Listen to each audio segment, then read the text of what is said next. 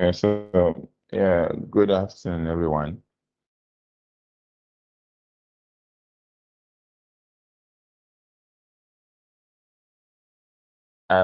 Yes, today is Wednesday, and as we know, Wednesdays are noted for threat intelligence seminar. So, welcome everyone once again. And then I think that I immediately start at 4 because I just wanted to see how many people join. And that's why sometimes I take this time and then, just wait up to see how many of us or how many of, let's say, new people can actually join to actually participate.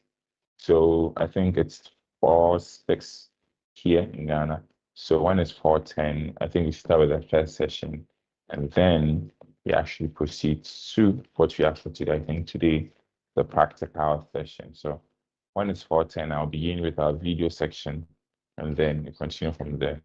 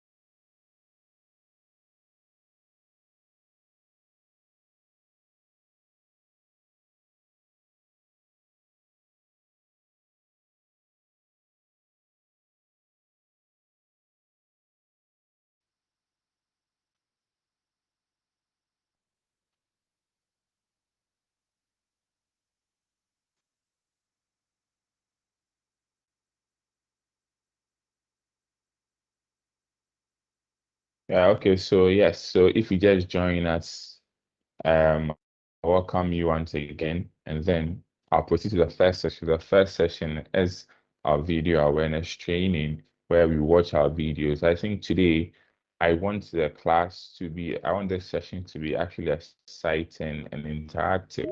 So we will watch the video, and I think there are two sets of video that we can watch. So we watch the video, and then I'll ask for what you learned from this video and how, or let's say you tell me a few points you learned from the video, and let's say whatever the video would teach us to do, I'll ask you personally, so that I think it'll make this session interactive before we proceed to our second part, which is our presentation, but this time it's a practical. So let's watch the video. I think the screen is small. I actually believe that you can actually see the video.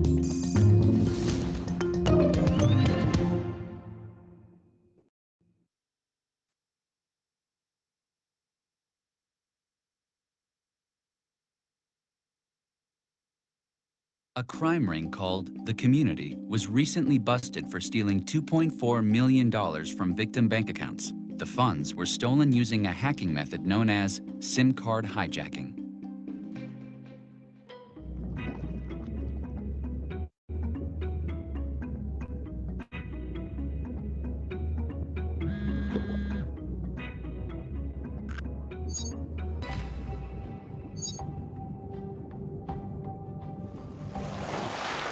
I need you to call me now.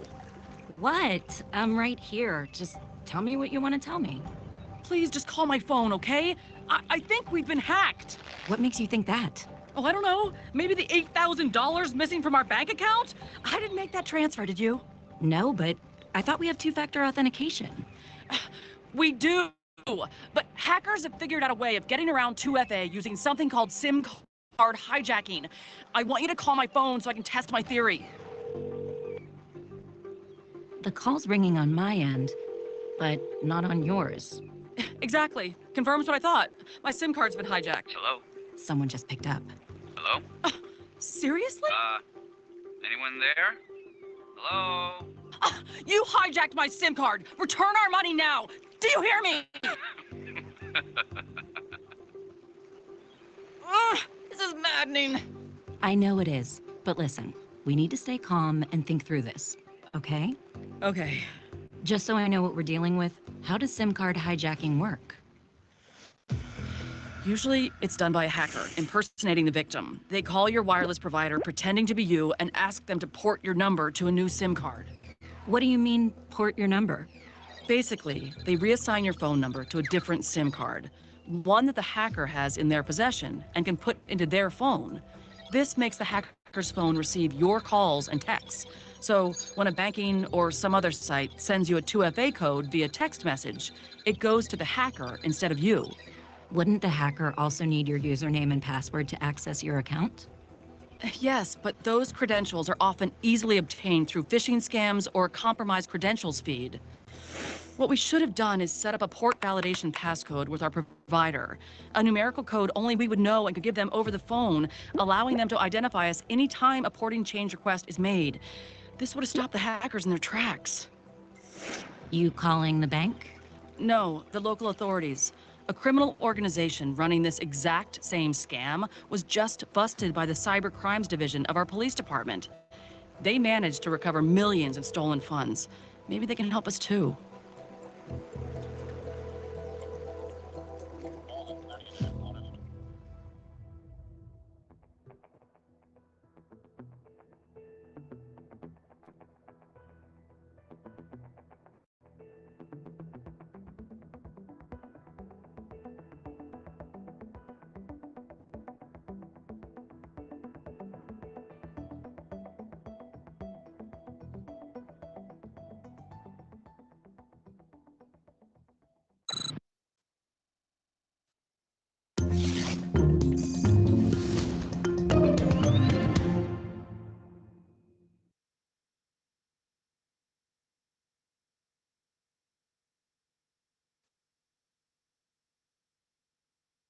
A crime ring called The Community was recently busted for stealing $2.4 million from victim bank accounts. The funds were stolen using a hacking method known as SIM card hijacking.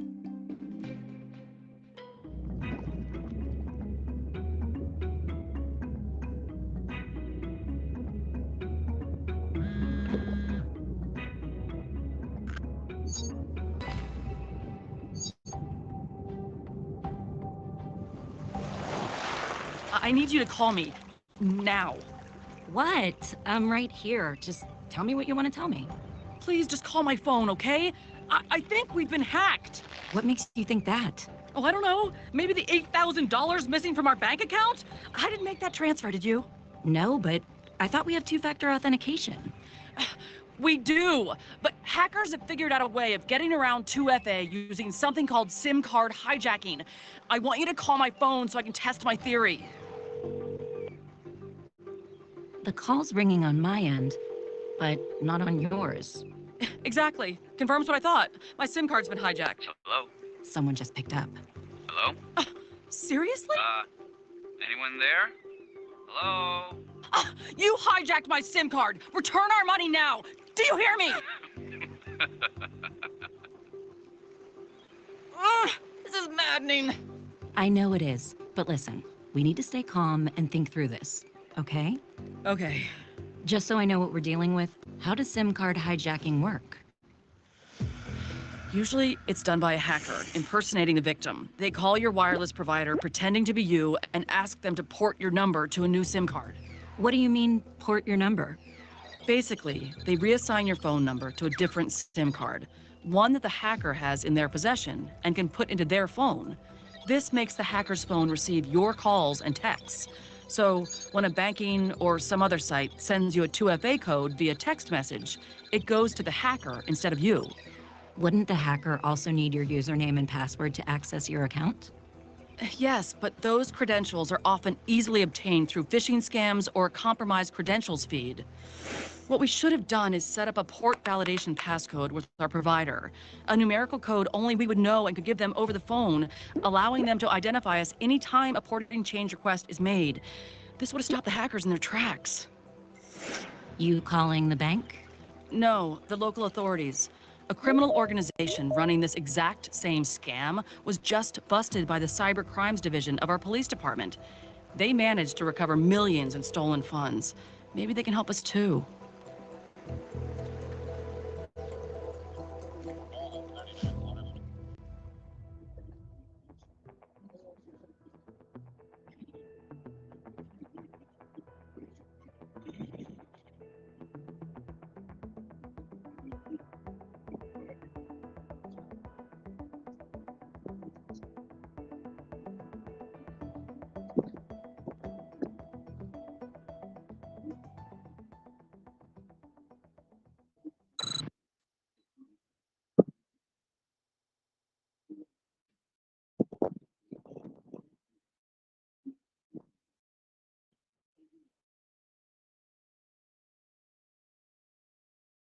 Okay, so yes, so welcome back from the video. I think we just watched a video about SIM card, spoofing, whereby everything that you do or everything that's the message that you receive on your SIM card, the hackers are able to actually see all those things. So that's the first video that we just watched. And I would like us to watch a second part or a second video that is just separate. I think this month is a cybersecurity awareness month. So this month we are just promoting, awareness in cybersecurity. So we will just watch one part, we will actually watch another part, and then another video. This is a separate video. When we are done with the video, I think we'll proceed to the practicals, what we have for today. So just stay tuned. Let's just watch this short video and then let's proceed to the second part.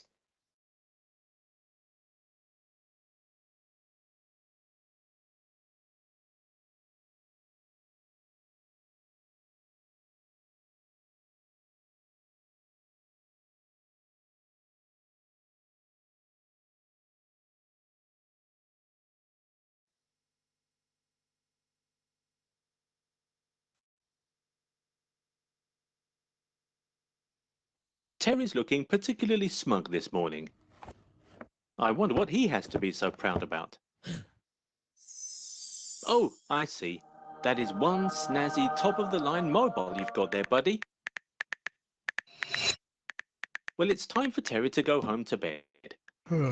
Let's just hope that in his dazed, sleep-deprived state, he doesn't make a foolish mistake.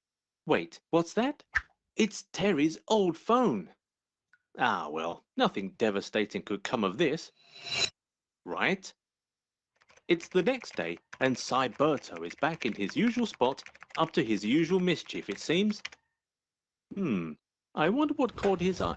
Oh, yeah, of course. This can't be good.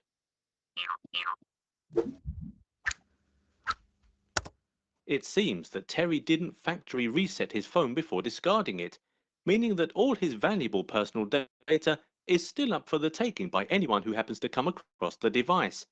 This must have been Cyberto's easiest scheme yet. But what if Terry took the precautions to wipe his old mobile and keep it in a secure location? Are there still ways for cyber criminals to access your data without consent? Never mind that now. Look at this cool new free app Terry's found. That is one flashy ad. I can't see how anyone could resist. Wait, let's take a look at that download page again. superduperfunfreegames.net? That's certainly no trustworthy Google Play or App Store, I can tell you that for sure. Furthermore, the ad is clearly full of ridiculous claims. This app is showing a lot of signs that it could be infected, and therefore could have been made in an attempt to infect the device in question and send personal data to a cybercriminal. I think we all know what dastardly character is behind this. Maybe it's best if we leave this one, eh, Terry? To prevent mobile devices from exposing company data, or making the company network vulnerable, you should take care not to leave mobile devices unattended when in public. Securely lock away mobile devices when not in use. Protect all mobile devices with strong password or biometric authentication. Only download apps from official application stores. Immediately report lost or stolen mobile devices.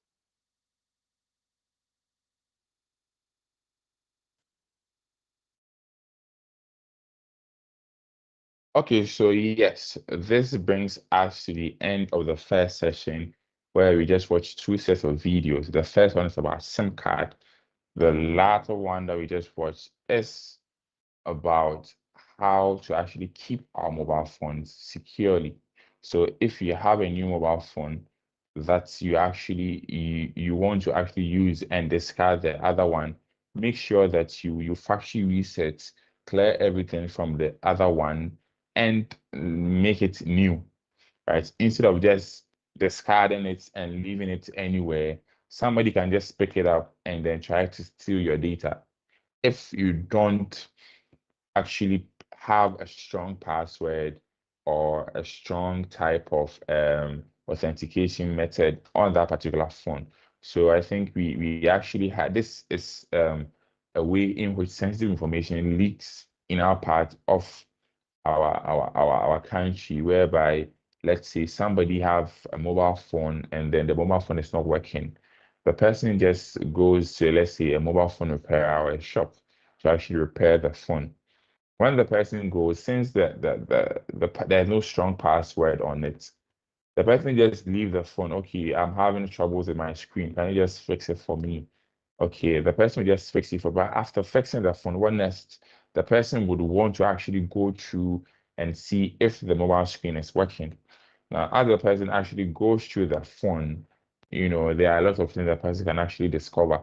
So, this is also a form of an awareness that whenever you try to actually give somebody that you don't actually know your mobile phone, make sure that there are certain parts that are not visible, or if you have sensitive information or sensitive media on your phone, make sure that it's protected. Make sure that you keep it in a place where you put a strong password. So right now, modern phones have made it available whereby you can actually hide sensitive media or sensitive document on your phone with a strong password, right? So make sure that you actually use that to actually lock sensitive things that you don't want the ordinary person to actually see it. So yes, so that brings us to the end of our cyber security training awareness.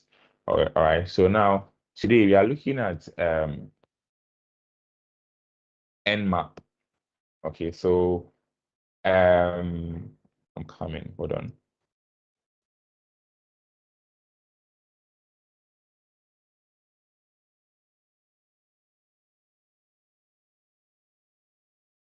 Okay, so today we are looking at Nmap. What's Nmap is, a very, very powerful application, a very powerful software that is there. And one thing about Nmap is open source. So you can actually go there, go to their website and download it for free. So as you are seeing on my screen, you can see that I've gone to the nmap.org. That's the organization that actually produces Nmap. And there is just other version that you can download. So if you're using a Windows, Mac OS, a Linux, other operating system, you can actually download Nmap depending on what you actually want. All right, so now what is Nmap actually used for? So Nmap is used for, let's say, network exploration. It's also used for vulnerability scanning.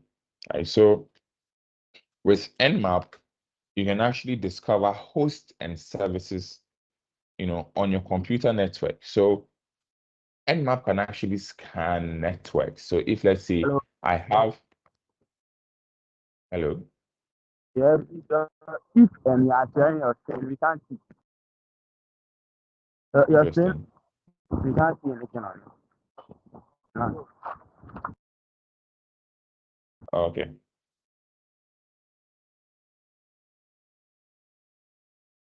Can you see my screen now? Yes, please. Yes, we can see. Okay.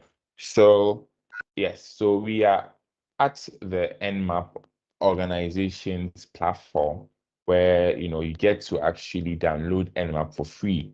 Okay, so what Nmap does is it actually sends packets, right? It sends packets to networks, and the packet it sends analyzes the response of the packets that Nmap actually sends. So Nmap can actually be used to actually find networks on your network. So let's say you have a home network, or let's say you have a home router that you use, right? Now, let's say it's kind of a free, there's no password on it. Now you can actually use Nmap to to find out who is on your network and what activity the person is doing over your network, right? So Nmap can actually be used for that, right? Now, Nmap is also used for port scanning, right? So every computer that we know have a port. Your computer have a port, my computer have a port.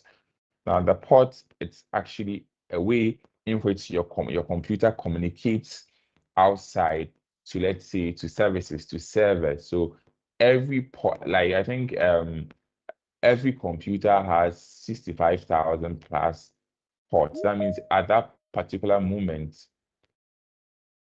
it means that at that particular moment, you know, 65,000 times, the computer can actually be connected to the internet through different ports or through different ways.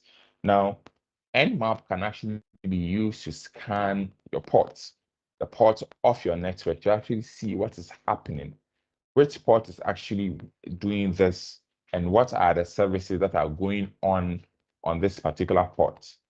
All right, so once you actually can discover these ports, now you have to actually know that some ports are meant to be opened, or it has to be open, because if that port is closed, it means you can't actually do a few activities there. But some ports are not meant to be open. If a port is open, it means it becomes vulnerability. So you can actually use Nmap to actually discover vulnerabilities on a network. So a hacker sitting somewhere can actually use Nmap, and then Nmap is free. As long as this particular criminal or hacker has your, let's say, your details, your IP address, and a few details, the hacker can just sit there and scan your network. And then one interesting thing is that the hacker will actually see the details of the things happening on your network. But if you have some things open, the hacker can just, can just exploit it, because at that moment it becomes a vulnerability. That particular port is not supposed to be opened, right? So it becomes a vulnerability. Now, another thing that Nmap is actually used for is Nmap can actually identify the software versions running on your ports. So this software version, so let's say that you know that every particular software that we have has different versions, and the higher the version, the higher the security of that particular software. Now, if you use Nmap to actually do this scanning and find, let's say, that there is this particular software that is being used in your organization, this software being run on your port is, let's say, version 1.0. Now we are at version 5 point, let's say 5 or 5.0. It means that you are using an old, or let's say an old software. Maybe that old software has a known vulnerabilities out there. Now this hacker, having scanned your network, know the version. This hacker, having scanned your network, knowing the version of, let's say, um, software that you are using, right? This hacker can just now go on and, let's say, exploit it, right? So even Nmap can also be used for you yourself. So if you're in an organization and you be scanning your network to actually see the vulnerabilities on your network, or to see which ports are open and which ports are closed. All these things can also, be done on your network. So it's not only meant to be used by, let's say, foreigners or hacker. You in your network can just pick Nmap and actually use Nmap for your network to scan your network. Now, one interesting thing about Nmap is that since it's an open source, special, powerful tool, there are other things that makes it easier to use. Now, Nmap actually works as a command line application. When I say command line application, something like this. Like if you want to actually use Nmap, this is how it is, like your command prompt to actually access Nmap. And then you have to actually know what to type at the right time to be able to actually access and use Nmap. But however, there is another application called ZenMap, right? So the ZenMap actually is created by the Nmap, but here the ZenMap has a graphical user interface that you can actually use. So the ZenMap is user-friendly, meaning that you can actually do the scans without needing to actually memorize command line options. So some options, some command line you don't know because you have to actually write a few things down and make sure that even if you remove, let's say, a slash or a dot, that Nmap won't work. But then the ZenMap have been created in such a way that it uses that the same thing that the Nmap does, but here it gives you something to interact with, something to actually make it simple to use Nmap, right? And then one other important aspect of the ZenMap is there is a visualization. Now you can actually visualize your network. You can actually see your network topology. I'll actually go back to you. I'll go over it and I'll open ZenMap for you to see. But then it has, you know, a topology where you can actually see your network. So if you scan your network, you can actually see the number of other individual computers or other IP address on your network. With ZenMap, you can also save your scans. Now, why will you need to save your scan? Now, let's say that you want to actually create a baseline. What do I mean by a baseline? Looking at your network, so let's say that you actually created a network and everything is intact. You have to actually scan that network the first time and save it.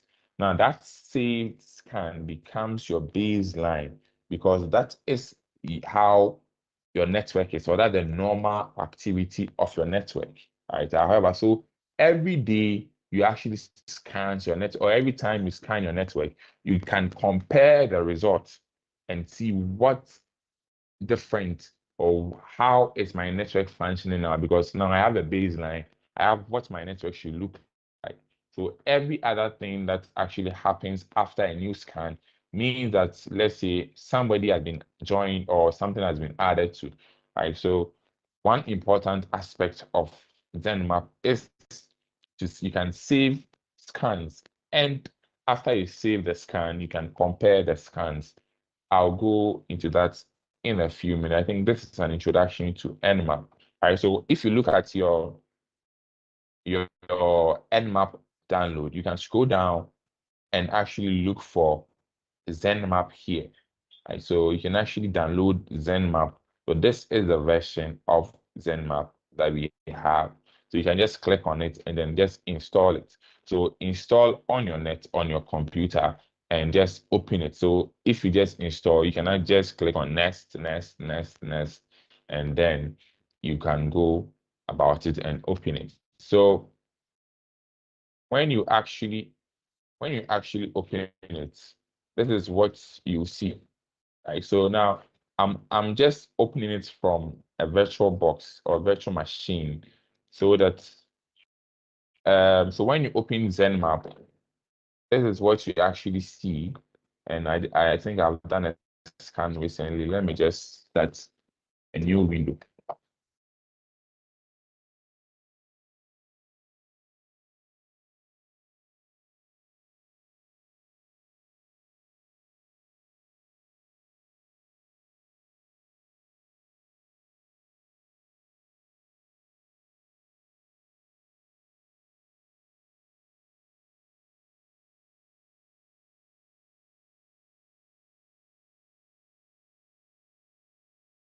if you actually open ZenMap, this is what you see.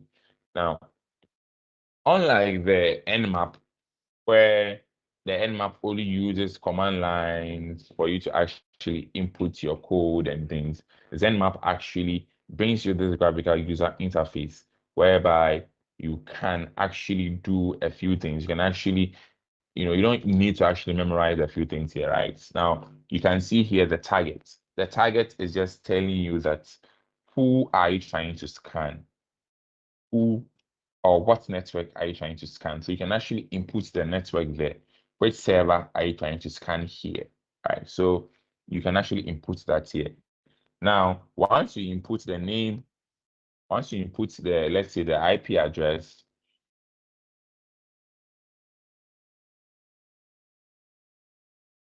so once you input, let's say, the IP address of that's your target, you see that this is a command line. So if you wanted to actually scan a target, this is how you would type it in Nmap.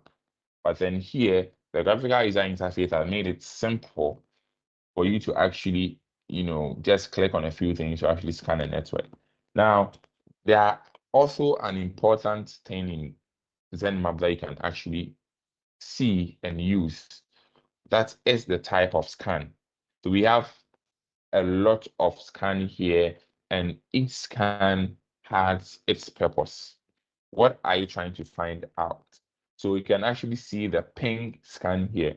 Now, the ping scan is actually something that you do to see if that particular host or that particular target is active and running. Now, with this ping scan, you don't actually, do things, you don't actually get to find out information. You are just looking to find out if this target that I just clicked here is actually active, it's actually running. Okay, so maybe that will be the first thing you actually do before you scan a particular network to actually see if that network is active and that particular network is active and it's running. So that is for the ping scan.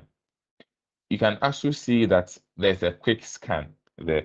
Now, with the quick scan, it will just perform, a basic scan for you. Here, it will actually discover some ports.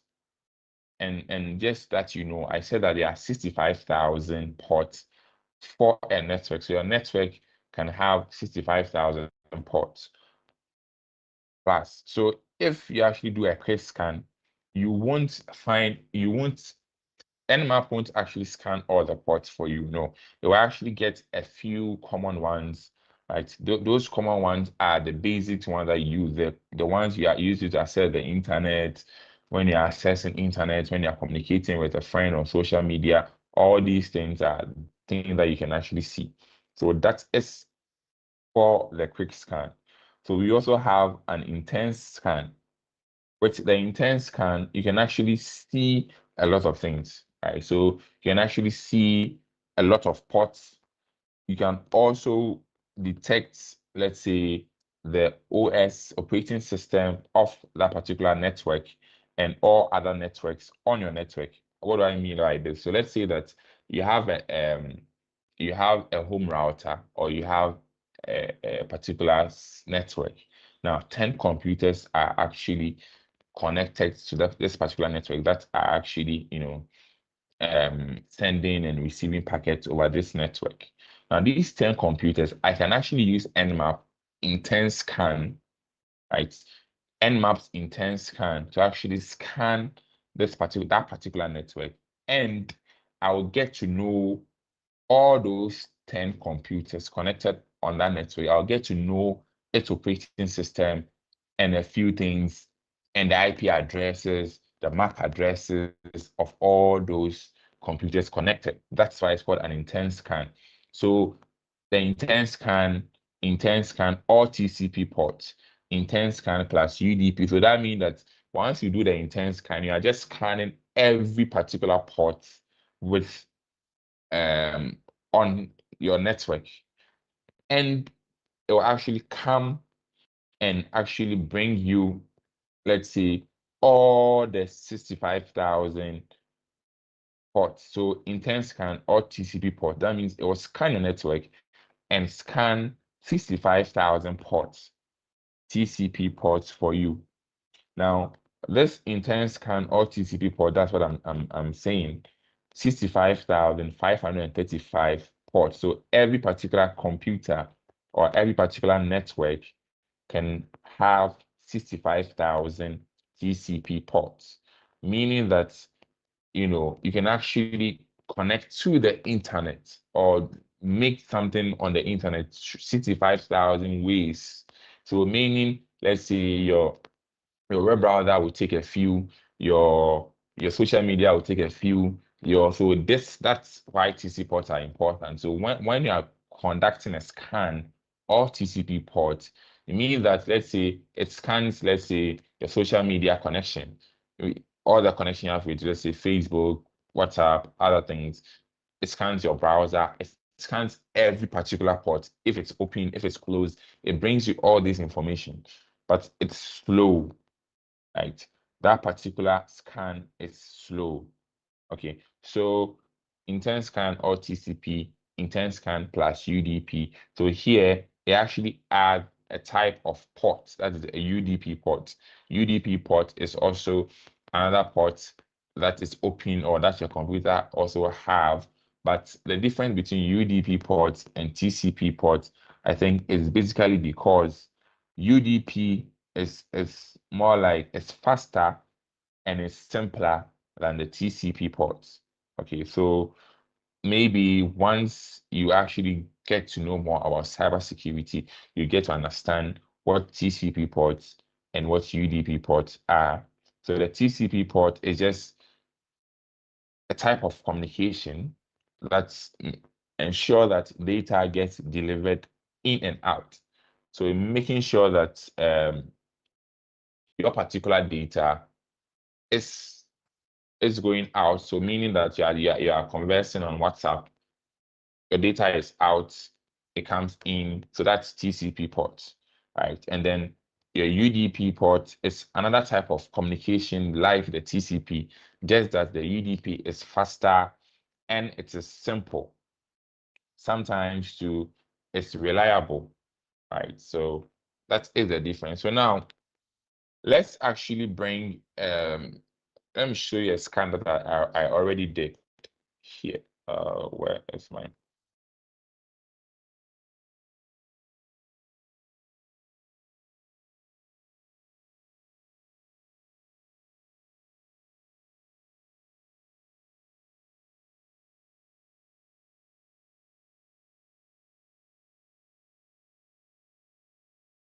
Okay, so once you conduct a scan, once you conduct an intent scan, this is what you see. So this is what you see on your network. Okay, so this will actually scan a lot of ports for you.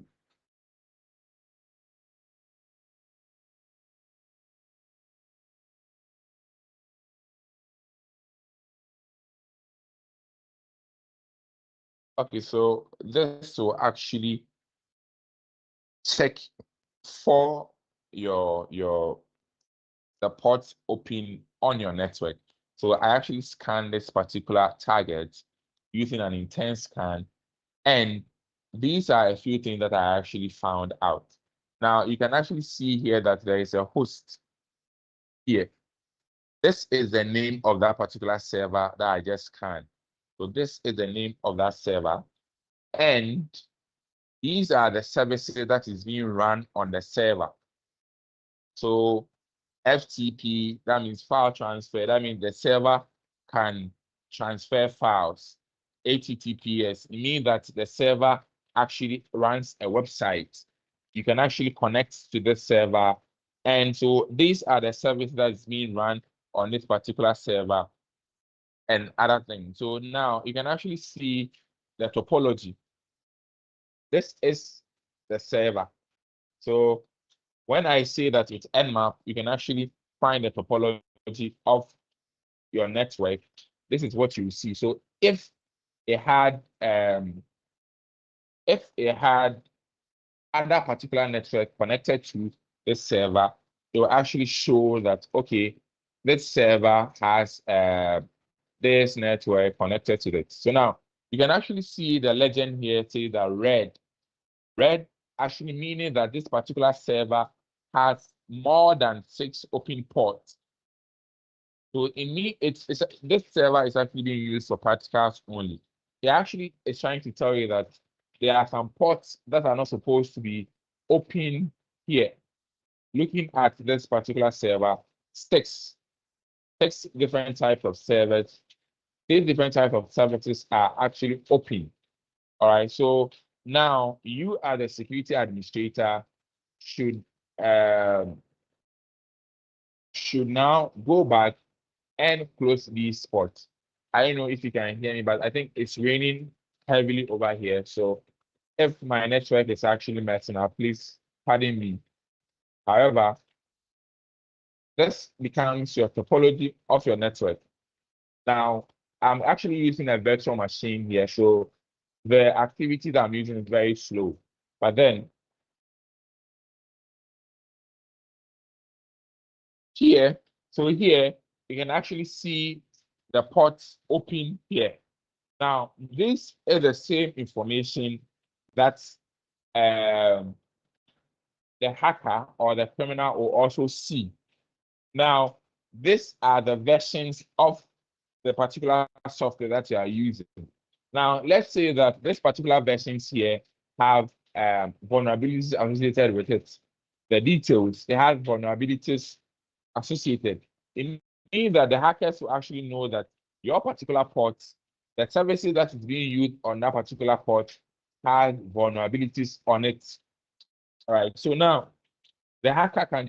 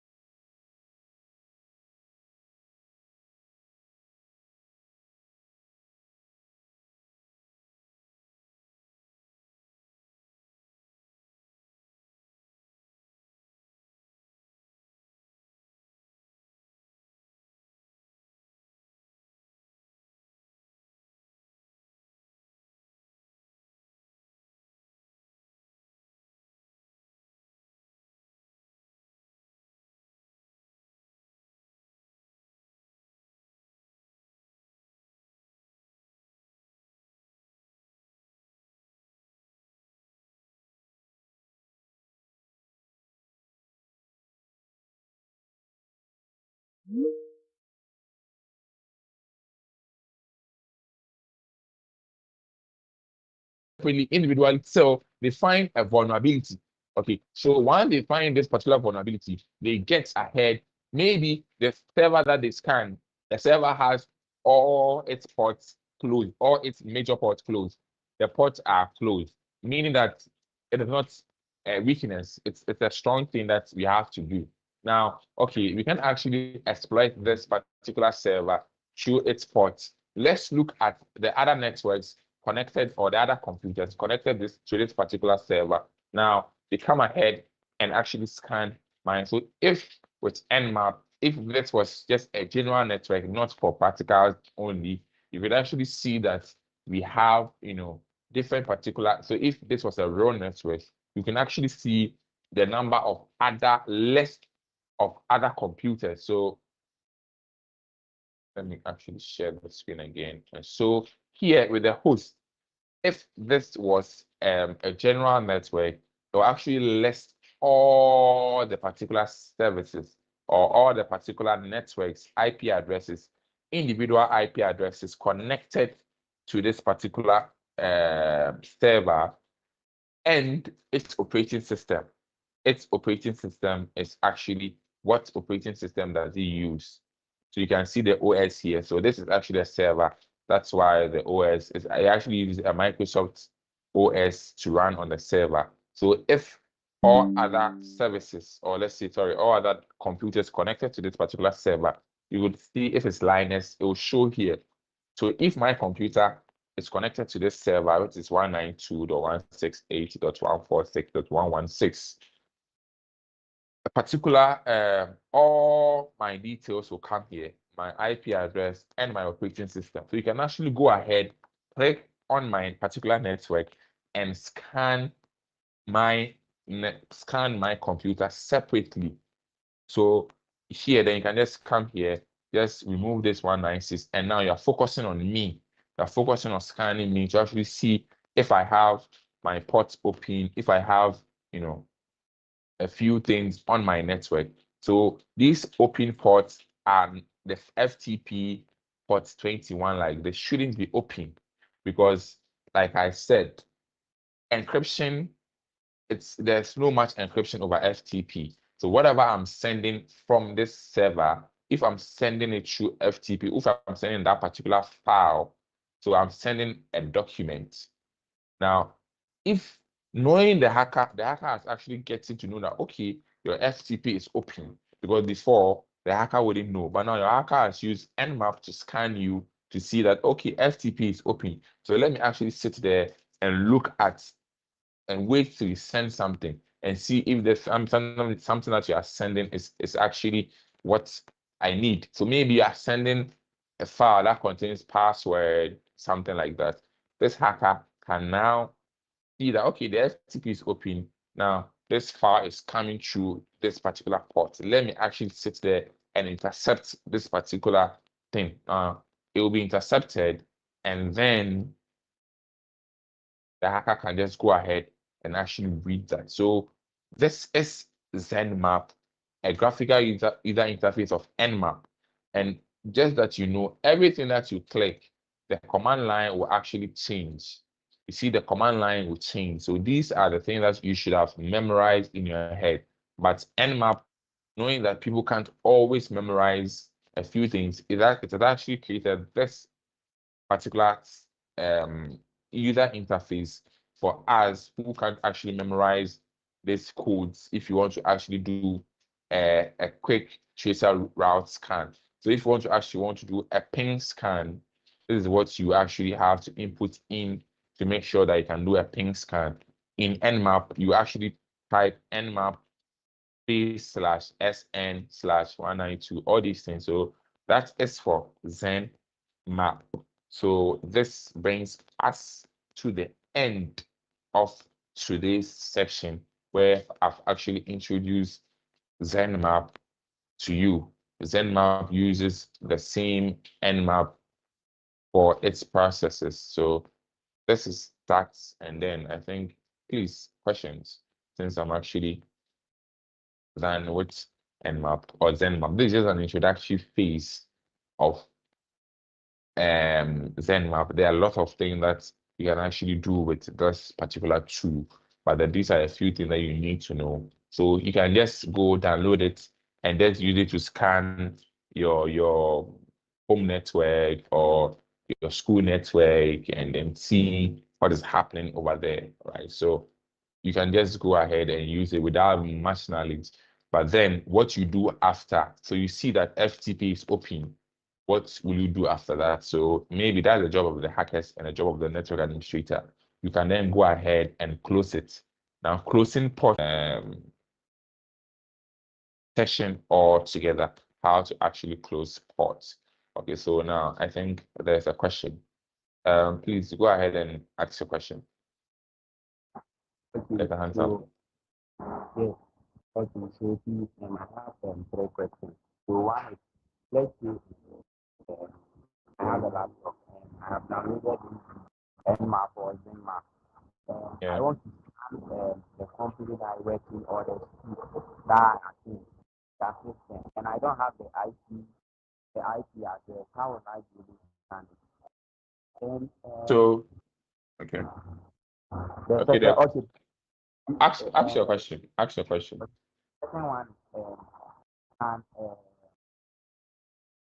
can Wireshark also for this? Because I have a Wireshark on my laptop, but how to use it? When you're scanning something, it only gives you the IP addresses. So how do you know if someone has joined, if someone is using something on your laptop that you are not aware? Since you don't know the IP address, because the IP addresses are it can be different IP addresses. Then the last one is not a question, but now I want to ask if you can get a slide. Some of us are students who can go through.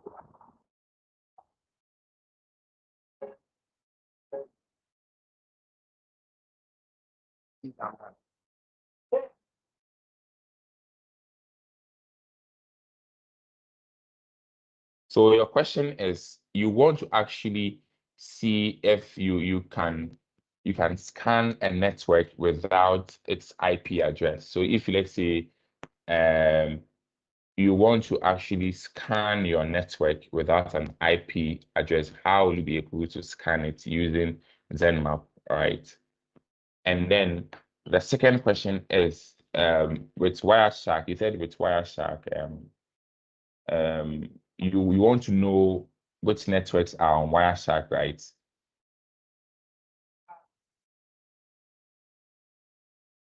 Or that's something that you want to use or something like that. The last time I agreed, now I wanted to use it for penetration testing, but I don't have much idea about it. I was able to do it because I was seeing a whole lot of different IP addresses, and I don't know the IP address.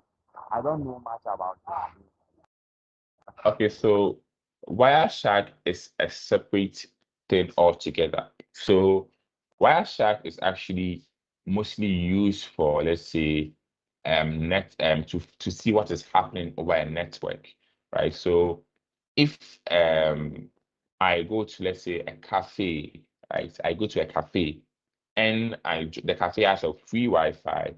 I join the free Wi-Fi there. I can actually use Wireshark to actually read what is happening on that particular network. The request is being sent there. So with Wireshark, you have to just record over a period of time. You don't just have to just go. No, Wireshark is something it's continuously. So you have to just record, let's say 30 minutes and pause the recording. I think separate time you will do editorial on Wireshark. So you pause the recording and then you come ahead, you stop it, and then you now analyze that particular recorded scan so that is about Wireshark. It scans it every time. So once you're on the network and the network is open, once you open Wireshark and you start tracing the network or you start trying to read the network, it will just be a forever loop. It will just show you what is happening over the network time and time again. But then you have to actually start recording. There's a start recording there. You start it and you stop it. meaning that you start the recording from, let's say, 2 a.m.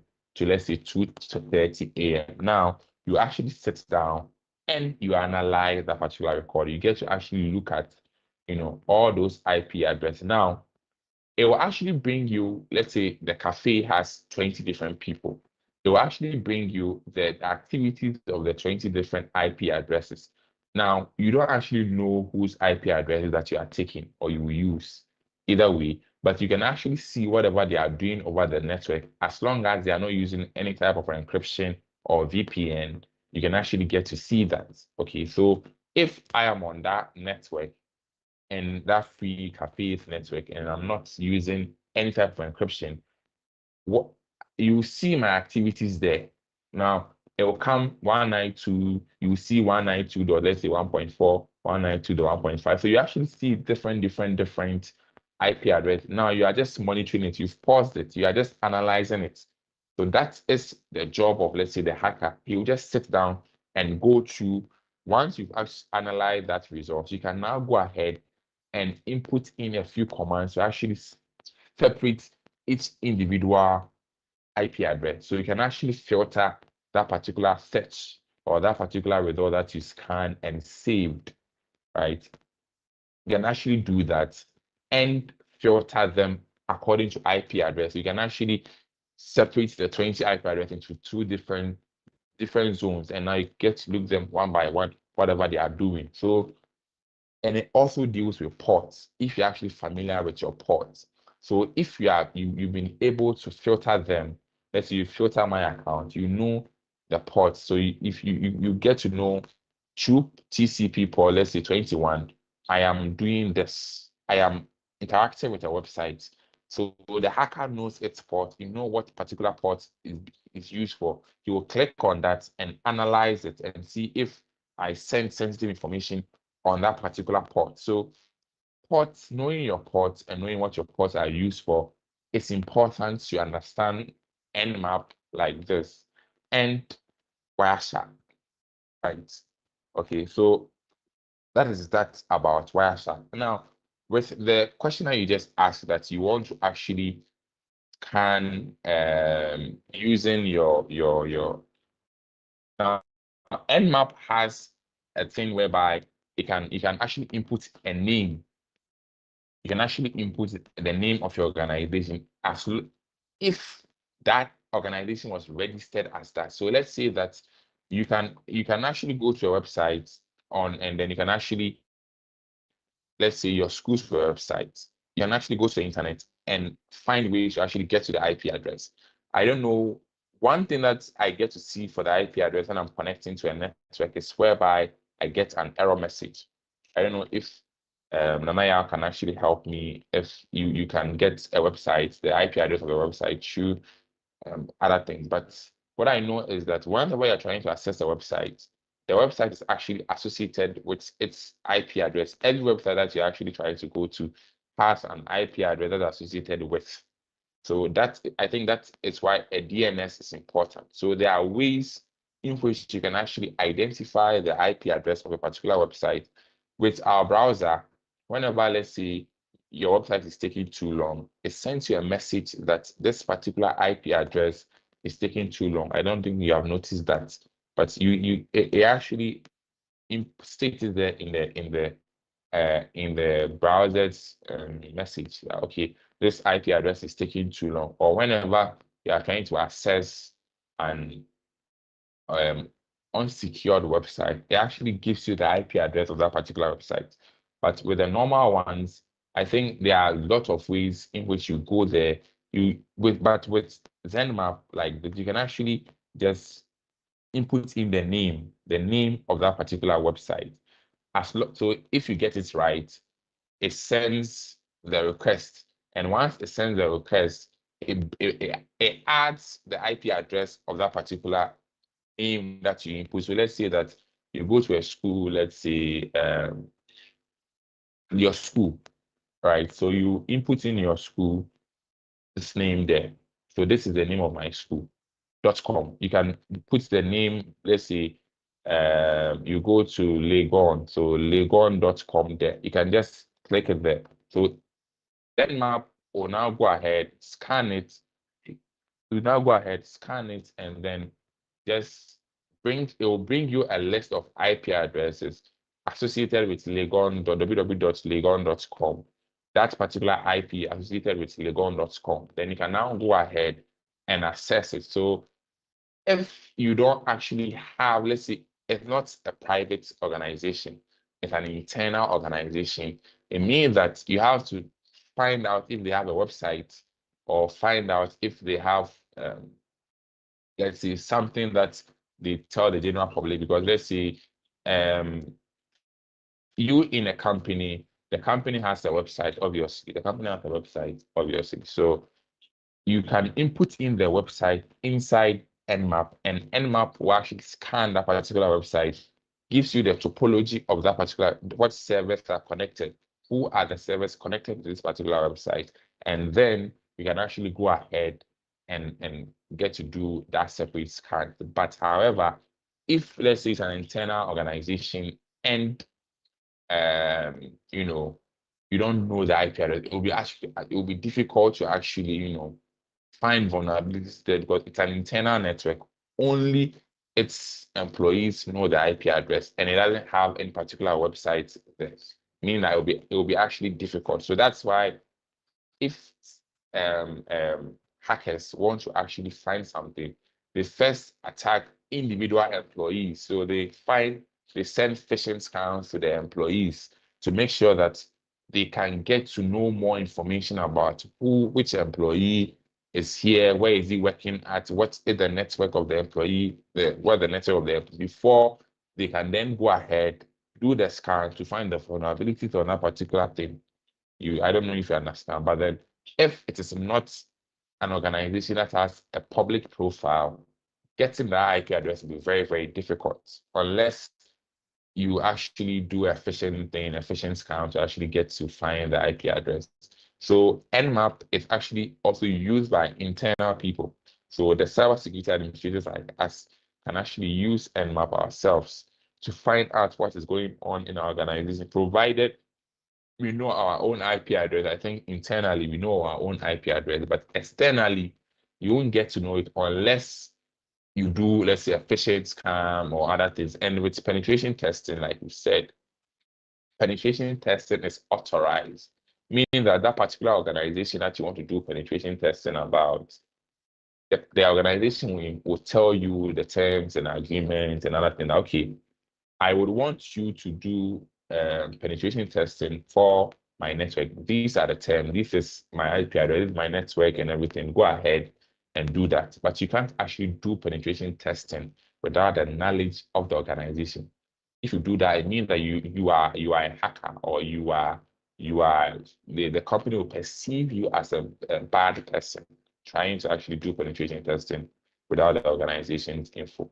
I don't know if I've tried to answer your question, but then, however, that's as the best I can say. We will do a separate video on a separate tutorial on Wireshark. So maybe try and keep up with where you actually got this information from.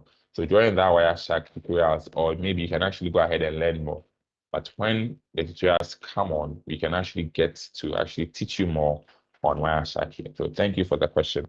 I think that will be all for today. So thank you guys for joining us here. And then I'm looking forward to seeing you guys next week. So if you have any questions, you can just, the accounts that you took this link from, just send them a message. They'll relay the message, and then you'll get back to you. You can even add your personal number if you want to actually get back to you, choose your personal number.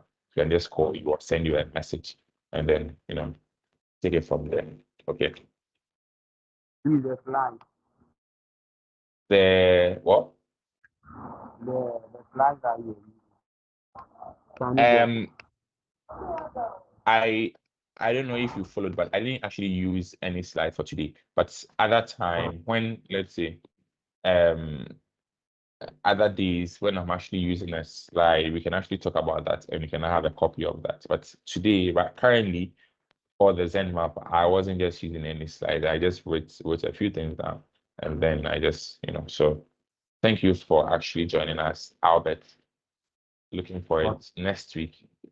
next week you actually, maybe if next week is a normal class, a presentation one, that one, we can talk about that. Okay. So thank you guys. See you guys next week.